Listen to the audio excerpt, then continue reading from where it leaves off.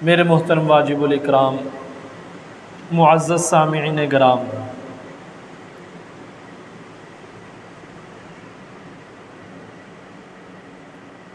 انسان جو بڑا ہوتا ہے، عمر زیادہ ہوتی ہے، اسی اعتبار سے انسان موت کے قریب تر قریب ہوتا رہتا ہے، کیونکہ پیارے آقا علیہ الصلاۃ والسلام نے ارشاد فرمایا کہ میری امت کی جو زندگی ہے، میری امت کی اوسطاً جو عمر ہوگی وہ 60 سے 70 کے درمیان میری امت کے لوگ جو ہیں اس دنیا کے اندر 60 سے 70 سال تک زندگی گزاریں گے۔ اس کے بعد شاذ و نادر ہے، یعنی اکثریت کے اعتبار سے بات کی کہ اکثر لوگ میری امت کے وہ 60 سے 70 سال کے درمیان تک زندگی گزاریں گے، اس کے بعد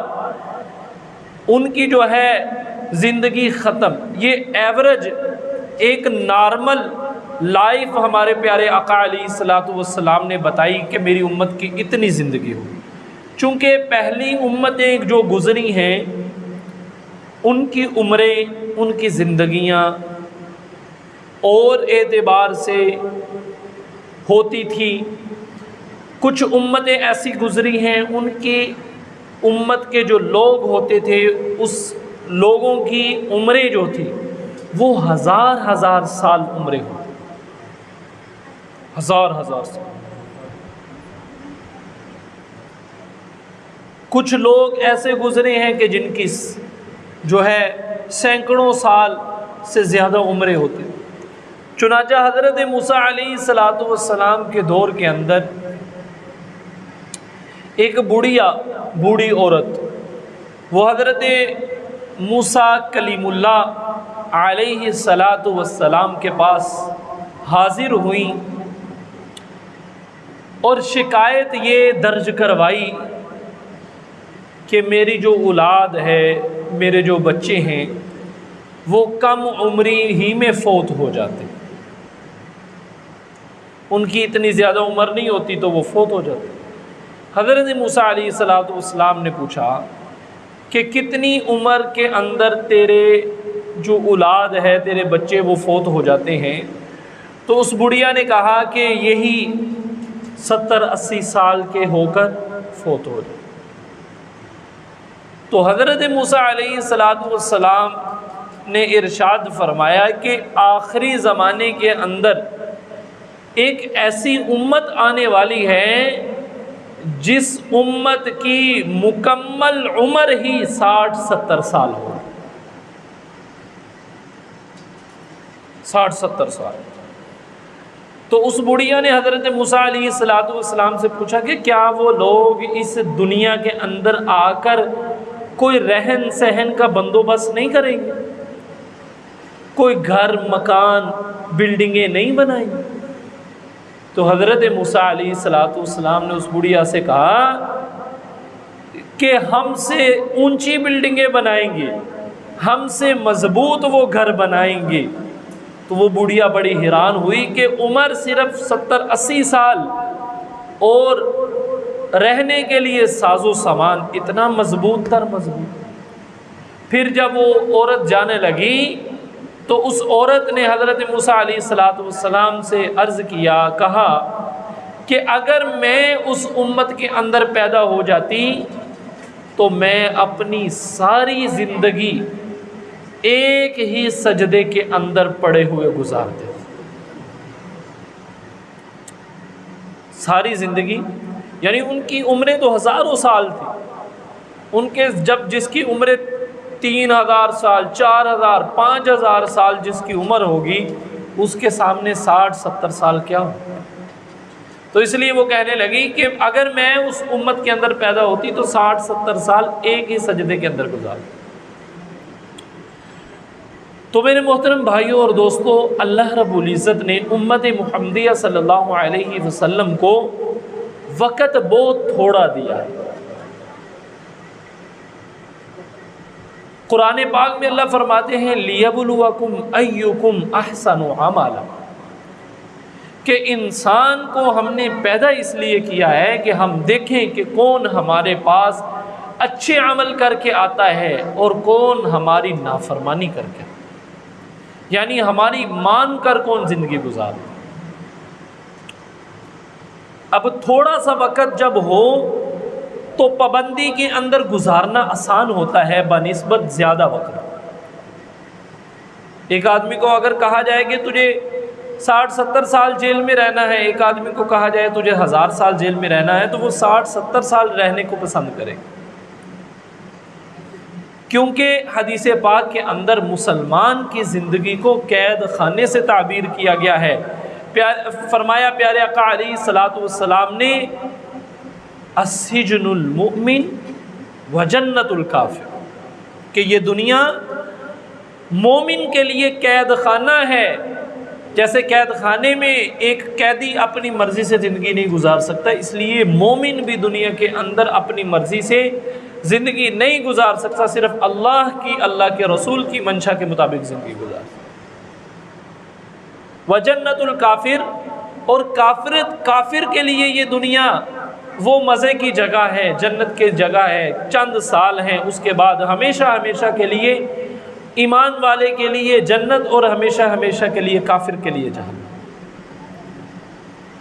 تو اس لیے میرے محترم بھائیوں اور دوستوں، پھر اتنی قلیل مدت، اتنی کم مدت، اور پھر فرمایا کہ قیامت کے نزدیک کچھ زمانہ ایسا آ جائے گا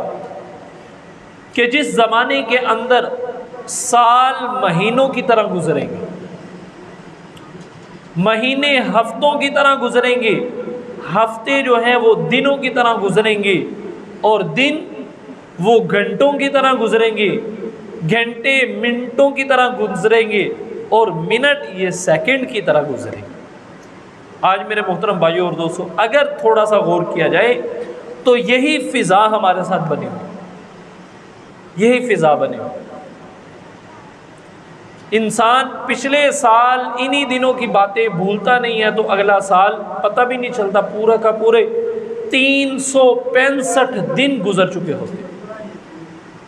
365 دن گزر چکے۔ آج چونکہ یکم محرم الحرام یعنی اسلامی سال کے اعتبار سے پہلا دن ہے، تو میں جمعے کی تیاری کے لیے جو کتاب پڑھ رہا تھا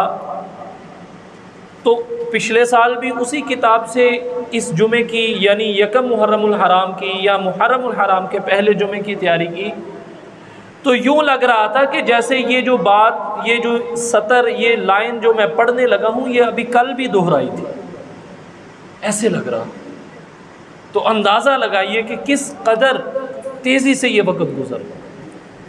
یہ جو اسلامی سال شروع ہوا ہے، آپ کو پتہ ہے کہ کون سی ہجری ہے؟ یہ 1447 ہجری شروع ہو چکی ہے، 1447 ہجری۔ اب اسلامی تاریخ کے ساتھ ہمارے اسلاف کی، ہمارے نبی کی، ہمارے صحابہ کی، اولیاء اکرام کی یادیں جڑی ہوئی ہیں، جبکہ فقدان اس بات کا ہے کہ ہم لوگوں کو انگریزی تاریخ ازبر یاد ہوتی ہے، ہر بندے کو پتہ ہوتا ہے آج کتنی تاریخ، کون سا مہینہ ہے، سن 2025 سب کو یاد، بچوں کو بھی پتہ، لیکن اگر نہیں یاد تو یہ پتہ نہیں ہے کہ کون سا مہینہ شروع ہو رہا ہے، اس مہینے کی اہمیت کیا ہے، اس مہینے کی فوقیت کیا ہے، اس مہینے کی عظمت کیا ہے، اس مہینے کا شرف کیا ہے، یہ کتنا فضیلت والا، اکمل، اشرف، افضل مہینہ شروع ہونے والا ہے۔ آیا بچوں کو دور کی بات، عورتوں کو دور کی بات، ہم لوگوں نے اس بات پر محرم شروع ہوتے ہوئے سرچ کی، کوئی بیان سنا، کوئی کتاب پڑھی کہ ہمارا اسلامی لحاظ سے سال شروع ہو رہا ہے، اس سال کے شروع ہونے کے ساتھ ہماری اسلامی تاریخ کی کتنی روایات جڑی ہوئی ہیں، کتنی یادیں جڑی ہوئی ہیں، کتنے واقعات جڑے ہیں۔ تو میرے محترم بھائیوں اور دوستوں، یہ 1447 ہجری شروع ہوگی۔ کیا مطلب 1647 ہجری شروع ہوگی؟ یعنی ہمارے نبی نے جب مکہ شریف سے مدینہ ہجرت کی تھی، آج 1447 سال ہو چکے ہیں ہمارے نبی کو مکہ سے مدینہ کی طرف ہجرت کیے ہوئے۔ یہ مطلب ہے 1447 ہجری۔ یعنی یہ اسلامی تاریخ اس اعتبار سے شروع ہوئی کہ جب ہمارے نبی نے مکہ سے مدینہ کی طرف ہجرت کی تھی، ایک نیا عزم شروع ہوا تھا، ایک پیارے آقا علیہ الصلوۃ والسلام کی اسلامی امت کی ابتدا ہوئی تھی۔ یہ اس وقت کی بات ہے کہ جب اس امت کی پہلی مسجد بنائی گئی تھی مدینہ شریف کے اندر۔ اس وقت کی بات ہے کہ جب اس امت کے ابتدائی افراد، وہ چاہے مکی صحابی ہوں یا مدنی صحابی ہوں، انہوں نے اپنی زندگی کا اسلام کے اعتبار سے ایک آغاز کیا تھا۔ یعنی اگر سادے الفاظ میں کہا جائے تو اس امت کو کی ابتدا کو آج 1447 سال ہو چکے، یعنی 46 سال، 1446 سال مکمل، اور اب 1447واں سال شروع ہو چکا۔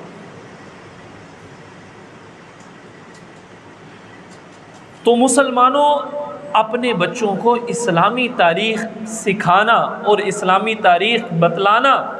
اور ایون یہ تاریخ تو دور کی بات، یہاں تک دیکھنے کو ملا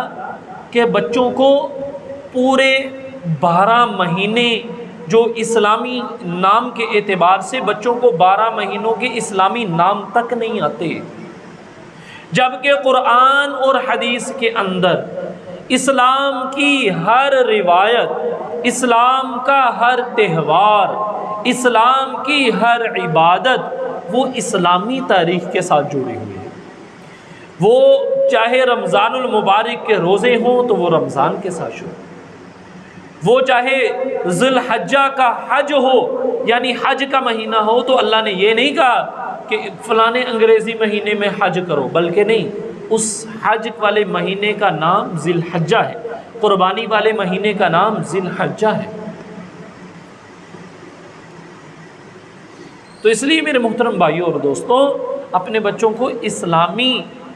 مہینوں کے نام بھی یاد کروانے چاہیے، تاکہ ہمارے بچوں کو پتہ ہو کہ اسلام ہمارا مذہب ہے اور اسلام کے اندر مہینوں کے یہ نام۔ چنانچہ اسلامی اعتبار سے یہ محرم الحرام کا مہینہ جو ہے یہ ابتدائی مہینہ ہے۔ اب مسلمانوں کا سال اس مہینے سے شروع ہو رہا ہے، لیکن مسلمان سال کو شروع ہونے کی خوشی جنوری سے مناتے ہیں۔ کتنے بڑے افسوس کی بات ہے، آج خوشی منانا تو دور کی بات، کئیوں کو پتہ بھی نہیں کہ مسلمانوں کا اسلامی سال کس مہینے سے شروع ہوتا ہے۔ تو اس لیے میرے محترم بھائیوں اور دوستوں، اگر ہماری روایات، ہمارے بڑوں کی روایات ہماری زندگیوں سے نکلیں گی تو پھر آپس کی پیار، محبت، الفت اور احساس ہمارے دلوں سے، دماغوں سے، جسموں سے نکلے گی۔ اگر ہم چاہتے ہیں کہ ہم آپس میں پیار، الفت، محبت اور چین کے ساتھ زندگی گزاریں تو پھر کیا کرنا ہوگا؟ ہمیں اپنے بڑوں کی روایات کو یاد رکھنا ہوگا، اپنے بڑوں کی گزاری ہوئی زندگیوں کے اعتبار سے اپنی زندگیوں کو گزارنا ہوگا، تو پھر جو ہے ہم آپس میں پیار اور محبت، الفت کے ساتھ رہ سکیں۔ تو میں عرض کر رہا تھا کہ یہ محرم الحرام کا مہینہ، یہ چونکہ اسلامی لحاظ سے ابتدائی مہینہ ہے، اب اس مہینے کے ساتھ بہت سی یادیں جڑی ہوئی ہیں۔ سب سے پہلے جب یکم محرم الحرام ہوتی ہے تو ہمیں ایک بہت بڑا سانحہ وہ اپنی یاد کی طرف بلاتا ہے، اپنی یاداشت کی طرف بلاتا ہے کہ یکم محرم الحرام کو خلیفہ دوم سسر رسول سیدنا حضرت عمر فاروق رضی اللہ تعالی عنہ کی شہادت کا دن ہے یکم محرم الحرام۔ یکم محرم الحرام کے دن حضرت عمر فاروق رضی اللہ تعالی عنہ کو شہید کیا گیا۔ ویسے تو حضرت عمر فاروق رضی اللہ تعالی عنہ وہ چونکہ حضرت ابو بکر رضی اللہ تعالیٰ عنہ کے بعد ان کو خلافت ملی، تو جو خلیفہ ہوتا تھا، جیسے آج ہمارے پاکستان کا جو دارالخلافہ ہے وہ اسلام آباد ہے، اسی طرح اس وقت جو پوری مملکت اسلامیہ تھی، جو اسلامی ممالک تھے، ان سب کا جو دارالخلافہ تھا وہ مدینہ شریف تھا۔ یعنی ہمارے نبی چونکہ مدینہ کے اندر رہتے تھے، پھر اس کے بعد حضرت ابو بکر صدیق رضی اللہ تعالیٰ عنہ خلیفہ بنے، اس کے بعد حضرت عمر خلیفہ بنے، تو چونکہ وہ دارالخلافہ تھا، حضرت عمر بھی وہاں تشریف رکھتے تھے، اور بہت سے گورنر پوری دنیا سے وہیں مدینہ شریف کے اندر حضرت عمر فاروق رضی اللہ تعالیٰ عنہ سے ملاقات کے لیے آیا کرتے تھے۔ تو حضرت عمر فاروق اپنی دعا کے اندر ایک دعا مانگا کرتے تھے، اور صحابہ ان کی اس دعا کے اوپر بڑا حیران ہوتے تھے، تجسس کرتے تھے اور حیرانگی کے نظر سے دیکھتے تھے۔ کیا دعا فرماتے حضرت عمر فاروق رضی اللہ تعالیٰ عنہ؟ حضرت عمر فاروق اپنی دعا میں یہ مانگا کرتے تھے کہ اے باری تعالی مجھے شہادت کی موت نصیب فرمانا۔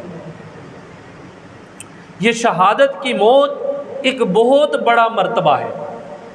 جانا تو ہر انسان نے دنیا سے ہے، لیکن اگر شہادت کی موت مریں گے تو قیامت والے دن کسی چیز کا حساب نہیں لیا جائے۔ یہ ایک الگ موضوع ہے شہادت کا، لیکن حضرت عمر فاروق رضی اللہ تعالیٰ نے دعا مانگا کرتے تھے کہ اے باری تعالیٰ مجھے شہادت کی موت نصیب فرمانا، اور ساتھ ہی ساتھ یہ دعا مانگا کرتے تھے کہ اے باری تعالیٰ شہادت کی موت میرے نبی کے شہر کے اندر مجھے نصیب فرمانا۔ اب صحابہ کیوں حیران ہوتے تھے کہ یہ جو مدینہ ہے یہ ہمارے نبی کا شہر ہے، اب اس شہر کے اندر یہ جو چونکہ دارالخلافہ ہے، اس کے اندر کوئی دشمن نہیں ہے، سارے کے سارے مسلمان ہو چکے ہیں، اور یہودیوں کو اس مدینہ سے پیارے آقا کے حکم کے مطابق حضرت عمر فاروق رضی اللہ تعالیٰ عنہ نے، حضرت ابو بکر نے تو شہر سے باہر نکالا تھا، لیکن حضرت عمر فاروق رضی اللہ تعالیٰ عنہ نے انہی یہودیوں کو جو آج مسلمانوں کے اوپر جو ہے ظالم ڈا رہے ہیں، مسلمانوں کے اوپر مسلط ہوئے پڑے ہیں، وہ چاہے فلسطین ہو، وہ چاہے ایران ہو، اور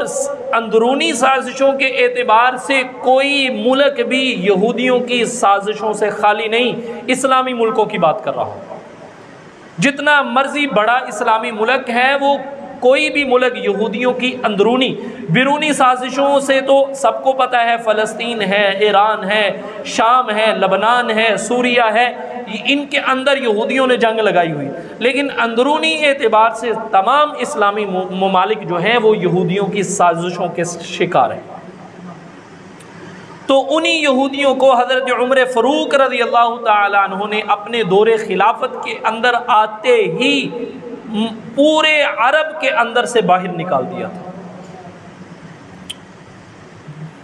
جتنا بھی جزیرہ عرب تھا، جس کو آج کل جو ہے عرب ممالک کہا جاتا ہے، جتنے بھی عرب ممالک ہیں، حضرت عمر فاروق رضی اللہ تعالیٰ عنہ نے یہودیوں کو تمام اس روح زمین سے باہر نکال پھینکا تھا۔ تاریخ گواہ ہے اس بات پر کہ جب جب مسلمانوں نے یہودیوں کے ساتھ نرم گوشہ برتا ہے، اور پھر یہودیوں نے نتیجتاً وہ پھر جو ہے وہ مسلمانوں کے اوپر سوار ہوئے۔ آج بھی ہمارے ملک میں اور دیگر اسلامی ممالک میں یہ بات جو ہے زیر بحث آتی ہے کہ اسرائیل کو تسلیم کیا جائے، اس کے اندر بڑی مصلحتیں بتائی جاتی ہیں،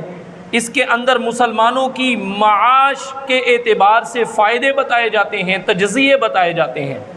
لیکن میرے محترم بھائیوں اور دوستوں، آج سے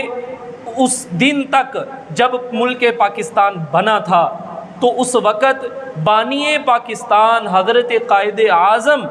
ان کا کیا موقف تھا اسرائیل کے اعتبار سے. میں پڑھ رہا تھا کتاب کے اندر، فرمایا حضرت قائد اعظم نے کہ یہ جو اسرائیل ملک ہے یہ مسلمان بلکہ اسلام کے سینے کے اندر کھونپا ہوا یہ ایک خنجر ہے.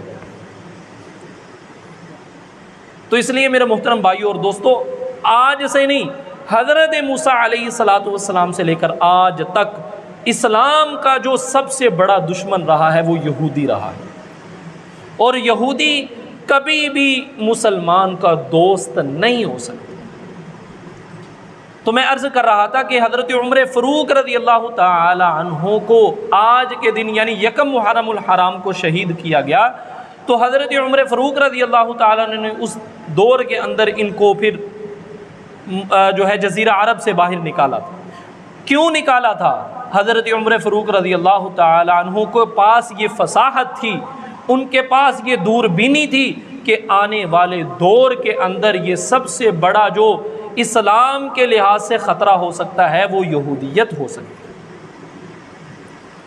الغرض میرے محترم بھائیو اور دوستو، میں بات یہ کر رہا تھا کہ حضرت عمر فاروق اللہ سے یہ دعا مانگتے تھے کہ اے باری تعالیٰ مجھے شہادت کی موت نصیب فرمانا اور اپنے نبی کے شہر کے اندر نصیب فرمانا. صحابہ حیران ہوتے تھے کہ یہاں تو دشمن کوئی نہیں ہے، کون ہمارے امیر المؤمنین جن کی جو ہے بادشاہت اور خلافت 22 لاکھ مربع میل کے اوپر ہے. آج ہی میں ایک دیکھ رہا تھا چیز کہ ایک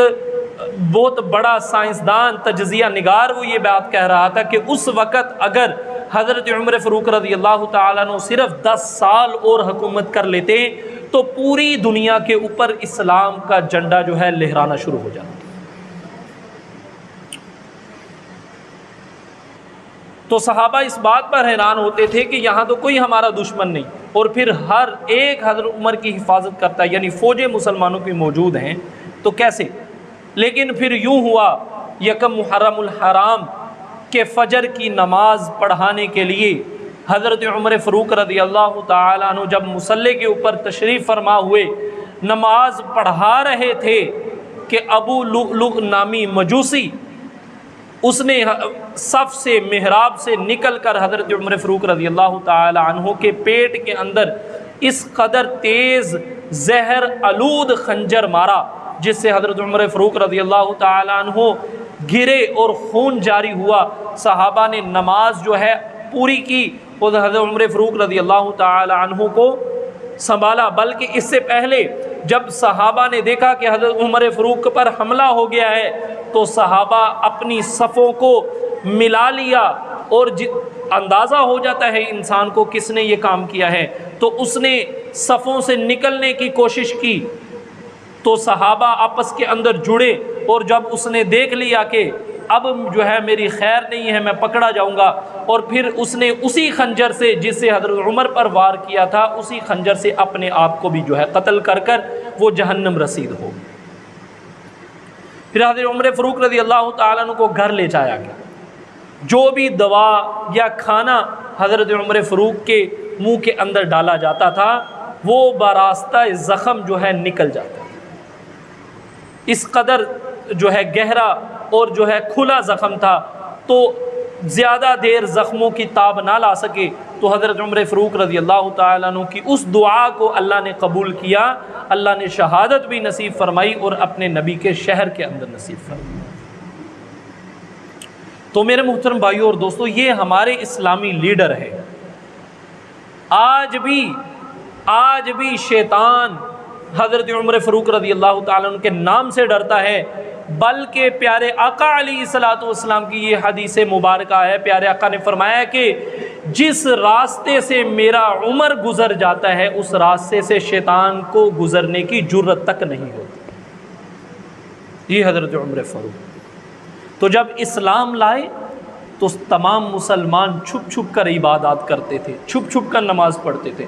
جس دن حضرت عمر اسلام لائے جمعۃ المبارک کا دن تھا،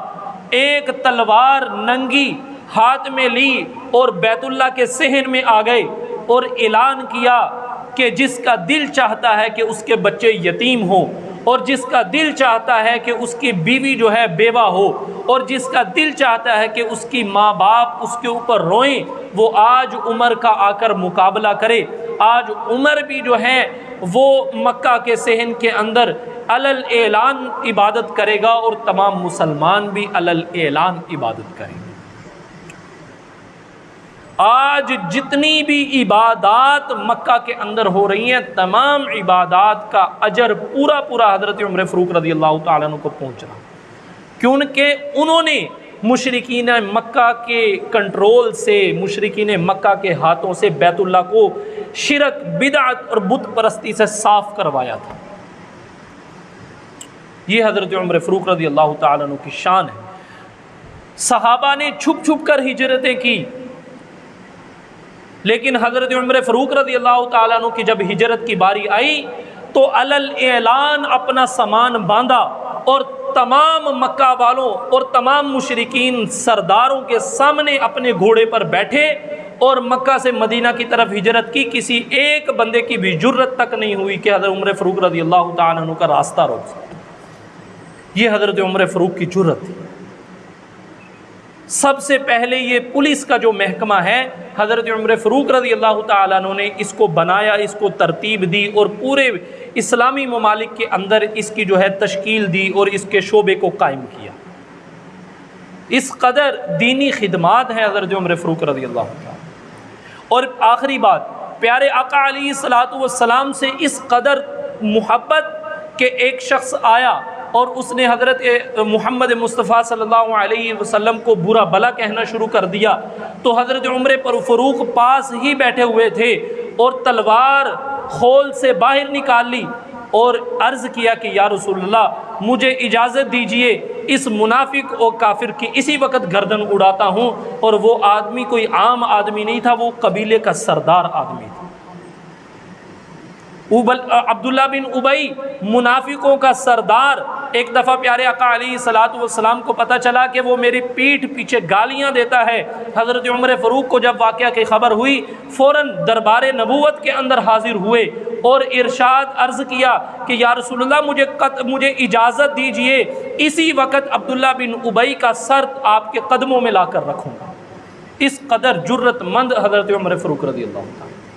آج ہمیں اپنے بچوں کو حضرت عمر فاروق کی بہادری سکھانی چاہیے اور بتلانی چاہیے اور سنانی چاہیے، تاکہ ہمارے بچوں کے دلوں کے اندر اپنے صحابہ کی محبت اور ان جیسی بہادری کا جذبہ پیدا ہو۔ اللہ رب العزت مجھے اور آپ کو جو کچھ سنا کہا عمل کی توفیق عطا فرمائے۔